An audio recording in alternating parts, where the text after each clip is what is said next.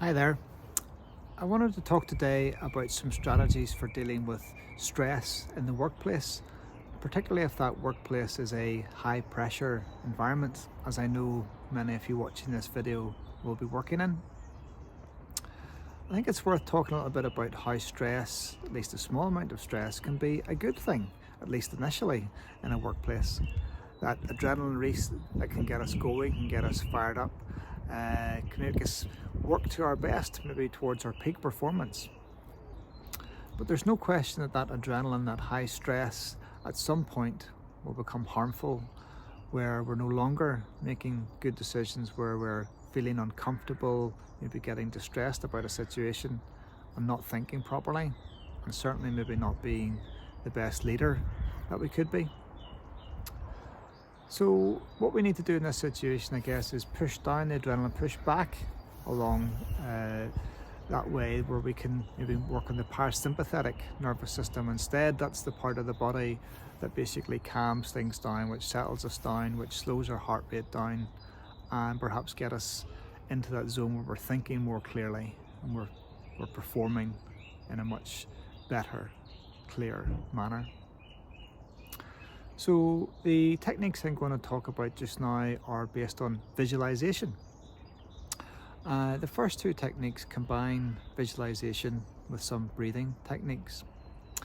The first one is called belly balloon breathing. And in this case, what we're visualizing is a balloon inside our belly. And as we take a full deep breath, we're visualizing that balloon filling up and stretching. And we're holding that stretch for a second and then breathing out again and visualizing that balloon deflating.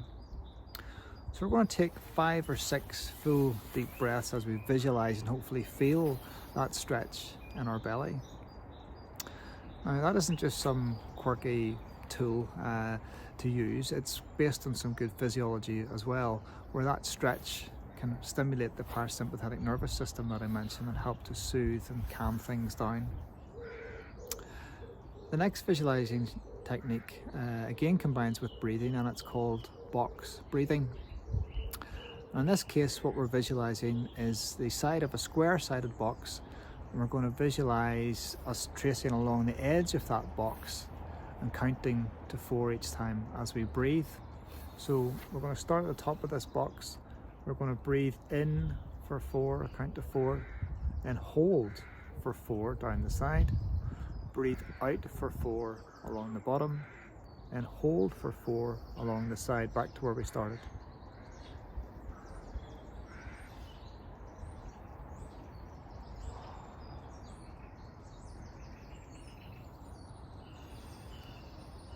And so on for maybe 5 or 6 of those cycles. What I like about those two breathing techniques is certainly they work. There's good evidence that they work, but also you can do that anywhere, whether it's in the workplace, whether it's in a resuscitation room or your office, or maybe preparing for a meeting, whatever it is. You can do that anywhere, and nobody needs to see that you're doing it or even be aware that you're doing it. The next technique is called visualization of success. Now this is based on the idea that if you can visualize success, then you will achieve that success. Again, this might sound a bit quirky, but again, it's based on good evidence, particularly from the world of competitive sport. For example, a professional basketball player who's got a free shot to try and win a big competition in front of thousands of people, they might visualize taking that throw before they do it.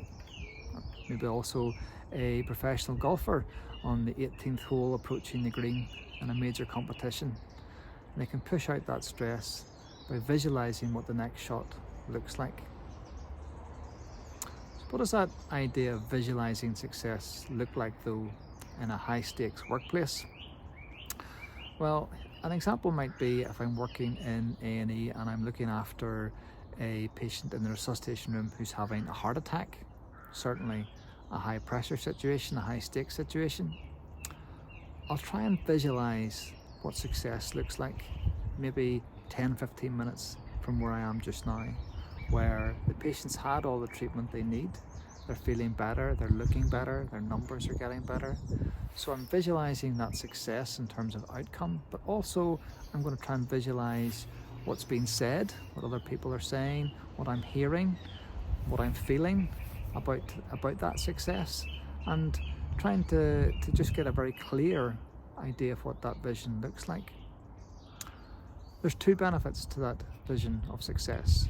First of all, it does have that calming influence, but also there might be some ideas of how we get from where we are now to that successful situation by using that technique, by thinking about what vision, what that success looks like.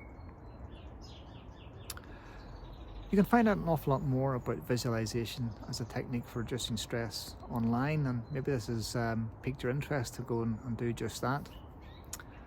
But in the meantime, that's all from me for now. I just want to say thank you very much again for listening to me and watching this video. If you'd like to find out any more about my coaching work, then please do go to cjlightbodycoaching.com. In the meantime, all the very best for now, and take care.